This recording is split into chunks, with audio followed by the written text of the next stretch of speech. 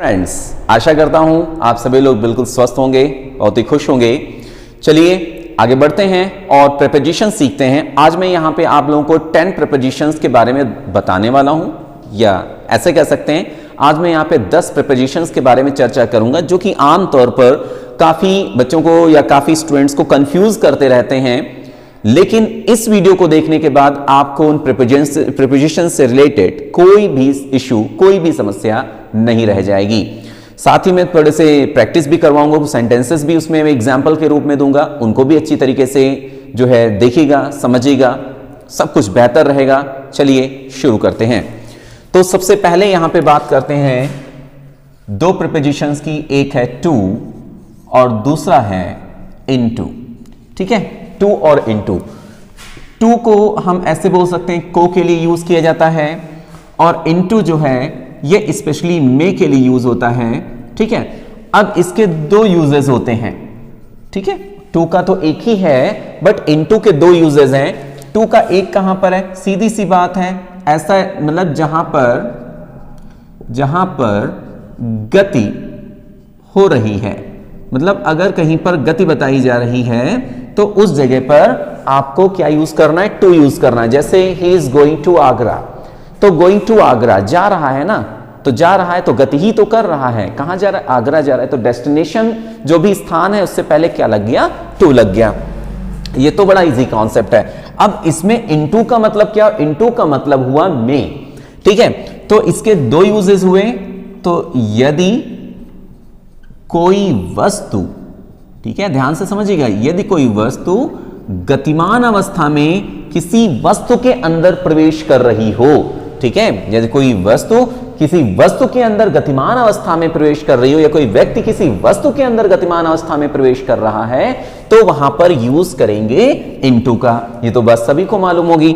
अब दूसरा यूजेस क्या है कि यदि वस्तु की अवस्था में परिवर्तन हो जाए, ठीक है, यदि वस्तु की अवस्था में परिवर्तन हो जाए तो उस परिस्थिति में भी हम क्या यूज करते हैं, उस परिस्थिति में भी हमें यूज करना चाहिए किसका, इनटू का। आई होप ये बात आप लोगों को बिल्कुल क्लियर हो चुकी है, टू और इनटू में क्या फर्क है। अब इसके बाद अगले प्रीपोजिशन की तरफ बढ़ते हैं। अगला प्रीपोजिशन है हमारा विद, और इसी का अगला टुकड़ा है विदिन। देखिएगा जरा ध्यान से, विद और विदिन में क्या फर्क होता है। देखिए, विद का मतलब होता है साथ, और विद का मतलब होता है द्वारा। दोनों के लिए विद यूज किया जाता है। जी हां, विद का मतलब साथ भी होता है और विद का मतलब द्वारा के लिए भी होता है। साथ के लिए कैसे यूज करना है, सिंपल से शब्दों में, अगर हम किसी चीज को, किसी व्यक्ति को, किसी वस्तु के या किसी व्यक्ति के साथ में प्रकट करते हैं, तो वहां पे किसका यूज करते हैं, विद का यूज करते हैं। सिंपल सी बात है, कोई इसमें लॉजिक तो लगाना नहीं।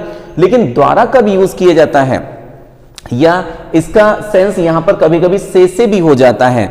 यदि कोई वस्तु, मतलब यदि कोई काम, ऐसे समझिए, अगर कोई काम किसी औजार के माध्यम से, ठीक है, किसी उपकरण के माध्यम से करवाया जा रहा है या किया जा रहा है, तो डेफिनेटली वहां पर द्वारा के लिए हम बाई ना लगा के वहां पे क्या लगाएंगे, हाँ जी बिल्कुल, क्या लगाएंगे, विद लगाएंगे। ठीक है, अगर कोई काम किसी औजार के माध्यम से किया जा रहा है, एकदम सीधी सी ट्रिक है। जैसे उसने चाकू से सब्जियां काटी, ठीक है, तो चाकू से काटी या चाकू के द्वारा काटी, तो यहां पे बाई मत लगाइएगा, यहां पर क्या लगेगा, विद लगेगा। अभी कुछ एग्जाम्पल्स भी मिलेंगे।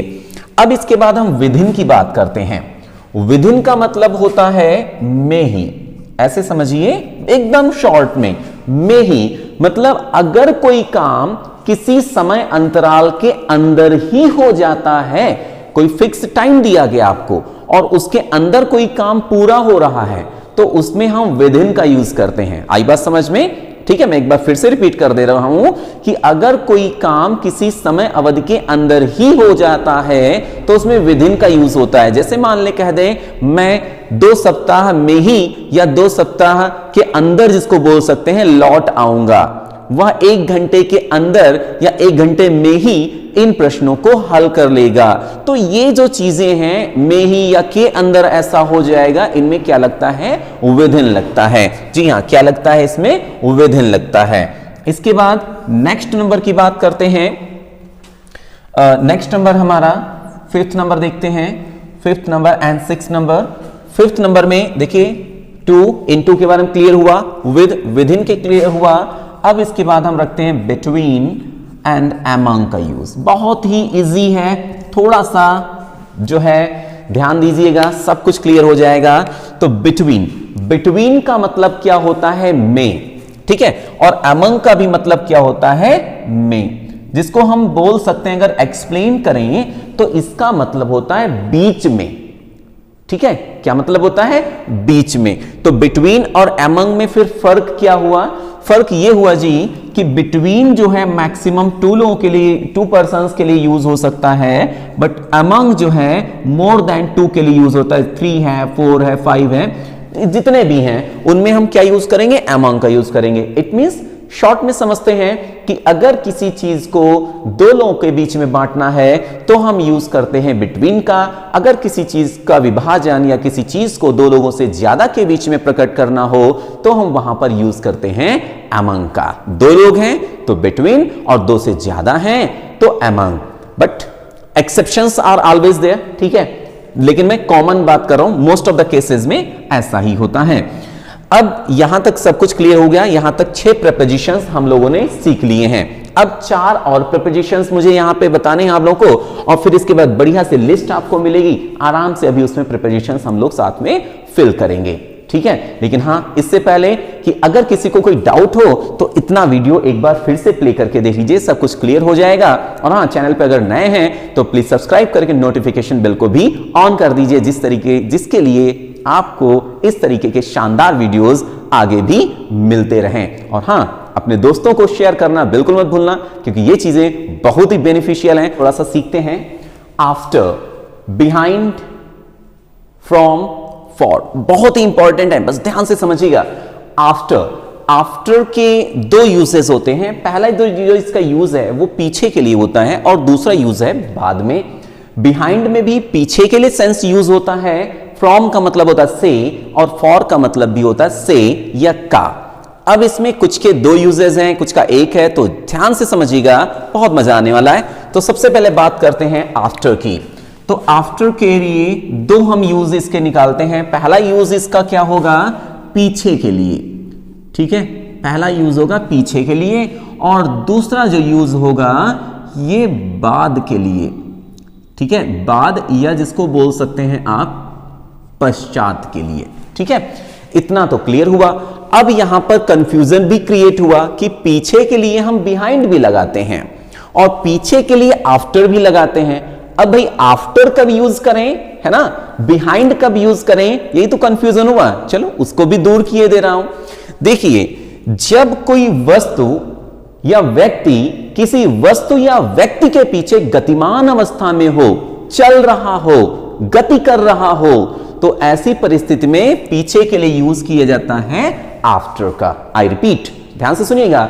अगर कोई व्यक्ति या वस्तु किसी व्यक्ति या वस्तु के पीछे गतिमान अवस्था में दर्शाई जा रही है या दर्शाया जा रहा है, तो जाहिर सी बात है उसके लिए हम पीछे के लिए क्या लगाएंगे? हां, बिल्कुल सही है, क्या लगाएंगे? आफ्टर लगाएंगे। इसमें क्या है? पीछे के लिए तो प्रकट किया जाता है, बट गतिमान नहीं, स्थिर अवस्था के लिए, मींस स्टेबल पोजीशन में जो है शो करने के लिए हम क्या यूज करते हैं? बिहाइंड। मींस कोई वस्तु या व्यक्ति किसी वस्तु या व्यक्ति के पीछे तो है बट स्थिर है, खड़ा है चुपचाप, ठीक है, तो वो क्या हुआ? हमारा क्या लगेगा? बिहाइंड। अब एग्जांपल चलिए मैं समझा रहा हूं, ध्यान से सुनिएगा। जैसे मान लीजिए एक चोर है, वो दौड़ रहा है और वो जो है भागता हुआ जा रहा, उसका पुलिस पीछा कर रही पीछे से, ठीक है, पीछे से पीछा कर रही है, तो वहां पर हम क्या लगाएंगे? वहां पर क्या लगाएंगे? आफ्टर लगाएंगे। बात समझ में आई? क्लियर हुई?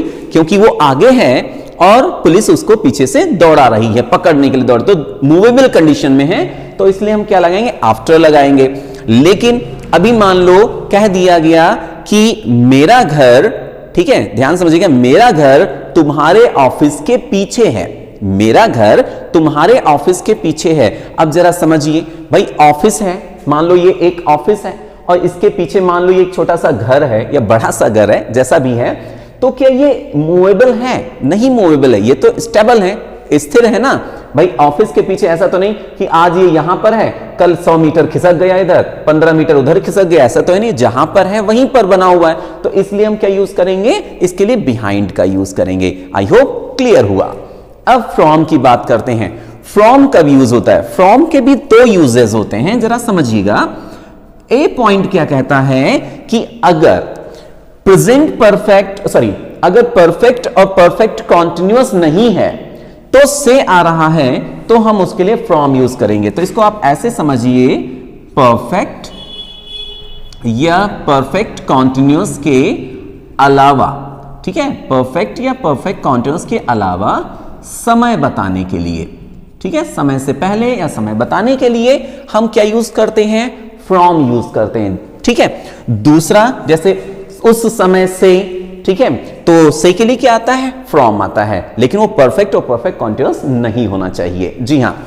इसके बाद फ्रॉम का यूज कब करते हैं? यदि किसी वस्तु से किसी व्यक्ति या वस्तु का अलगाव हो।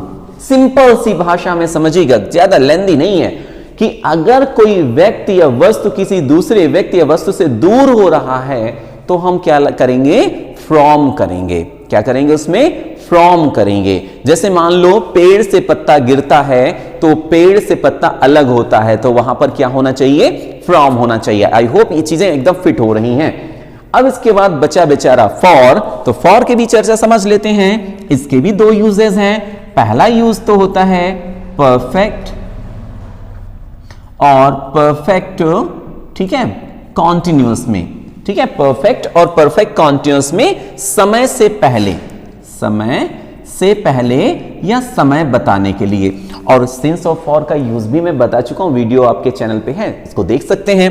अनिश्चित समय है तो उसमें फॉर लगता है, किसमें? परफेक्ट और परफेक्ट कॉन्टिन्यूअस में समय बताने से पहले, बताने के लिए। फिर फॉर का यूज क्या होता है? ऐसे समझिए, फॉर का यूज होता है मूल्य बताने के लिए। जैसे इतने रुपए का खरीदा, इतने रुपए की खरीदी, तो मूल्य अगर बताया जा रहा है तभी भी आपको क्या यूज करना होगा? उसके लिए फॉर ही यूज करना होगा। यह बात यहां तक क्लियर हो गई है। अब चलिए एग्जांपल्स देखते हैं और उनमें सीखते हैं कि कैसे कैसे कौन सा प्रिपरेशन हमको फिल करना है। आई शैल रिटर्न फ्रॉम कानपुर within 2। मैं कानपुर से लौट आऊंगा अ मंथ, एक मंथ के साथ में ना, एक महीने के अंदर, तो इसलिए यहां पे क्या हो जाना चाहिए? विदिन। तो इसमें क्या करेक्ट होगा? विदिन करेक्ट होगा, ठीक है। आई शैल टीच यू मंडे, मैं तुम्हें पढ़ाऊंगा मंडे, सोमवार से। For Monday, from Monday, into Monday, तो इनटू तो कैंसिल हो गया, फॉर मंडे हो भी नहीं सकता, तो इसलिए यहां पे क्या रहेगा? From Monday. तो आई शैल टीच यू फ्रॉम मंडे, मैं तुम्हें सोमवार से पढ़ाऊंगा। The boy fail the roof, for from, भाई अलगाव हो रहा है तो इसलिए हम क्या रखेंगे इसमें? फ्रॉम द रूफ, अलग हो रहा है ना, तो अलग होने पर क्या रहता है? फ्रॉम रहता है। She cuts the mango a knife, by a knife नहीं होगा क्योंकि आम को काटने के लिए चाकू का यूज किया गया है।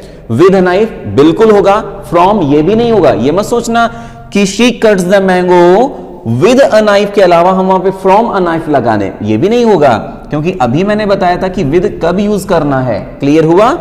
आई शैल परचेज दीज टॉयज, मैं इन खिलौनों को खरीद लूंगा। कब? कितने रुपए का? 20 रुपए का, तो मूल्य बताया जा रहा है, बिटवीन 20 रुपीज नहीं रहेगा। He will divide his property Raju and Mohan. अब देखें यहां पे अमंग भी है, बिटवीन भी है। जैसा कि अभी बताया गया, दो लोग हैं तो बिटवीन, और दो से ज्यादा हैं तो अमंग। सो यहां पे हम क्या यूज करेंगे? बिटवीन यूज करेंगे। अगर हां इसमें एक और नाम मान लो जुड़ गया होता तो क्या यूज करते? अमंग यूज कर लेते। Sita is going among the temple, हो ही नहीं सकता, इसलिए क्या रहेगा? To temple. He has been singing a song 2 days, तो फॉर या फ्रॉम, जाहिर सी बात है परफेक्ट कॉन्टिन्यूअस है तो हम फ्रॉम ना लगा के यहां पे क्या लगाएं? फॉर लगाएं। अगर परफेक्ट कॉन्टिन्यूअस या परफेक्ट ना होता तो यहां पे फॉर का यूज किया जा सकता था। तो आई होप ये बात आप लोगों को एकदम समझ में आ चुकी है। इन सेंटेंसेस की थोड़ी सी प्रैक्टिस कर लेना, बाकी प्रिपरेशन में सब कुछ कवर हो गया है। इसी तरीके से आगे के वीडियोस आप लोगों को मिलते रहेंगे, बस चैनल पे बने रहिए, अपना सपोर्ट बरकरार रखिए, जितना हो सके उतना वीडियोस को शेयर कीजिए, लाइक कीजिए। कमेंट कीजिए। चलिए चलते हैं, मिलते हैं नेक्स्ट वीडियो में। तब तक के लिए keep learning, keep practising and take care.